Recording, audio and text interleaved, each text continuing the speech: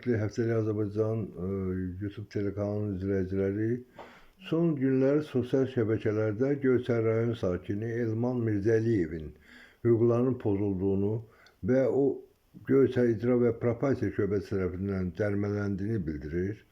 Amma Elman Mirzəliyevin dedikləri faktlara söykənmir. Belə ki, məsələ ilə bağlı Həftəlik Azərbaycan media qrupu araşdırma aparmış və məlum olmuşdur ki, Elman Mirzəliyevin dövlət tərəfindən cərimələnməsinə səbəb onun xurma meyvələrinin məhkəmə tərəfindən bağlanma qərarı olan Göyçay Kürdəmiş kəndində yerləşən soyuducu anbarla bağlıdır.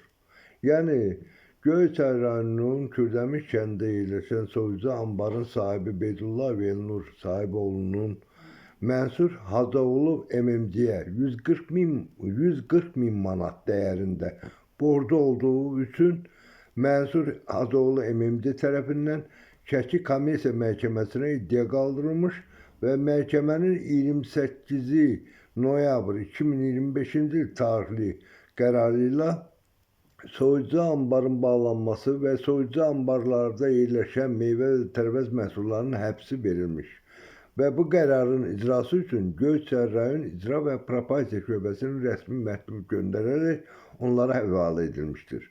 Ona görə də vətəndaş Elman Mirzəliyev 20 min manatlıq məhsulun sığortasını soyuducu anbarın sahibi Beydullayev Elnur Sahiboğlu'ndan istəməlidir. Qanuna görə məhkəmənin qərarı ilə bağlanan obyektin daxilindəki ərzaq və meyvə məhsulları varsa müsadirə edilir. Azınacaqlısı budur ki, regionlarda meyvə və tərəvəz saxlayan soyuducu anbarların fəaliyyəti bərbad vəziyyətdədir.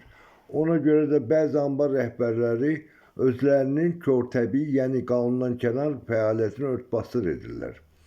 Misal üçün, Göyçayın Kürdəmiş kəndində yerləşən soyuducu anbarın rəhbəri Beydullayev Elnur Sahiboğlu sosial şəbəkədə ictimaiyyəti aldatmaqla qanunları pozur və həm də onun anbarında saxlanılan meyvə məhsullarının sahiblərinə kompensasiya ödəmək əvəzinə ictimai rəayət dövlət qurumlarına qarşı yönəldir.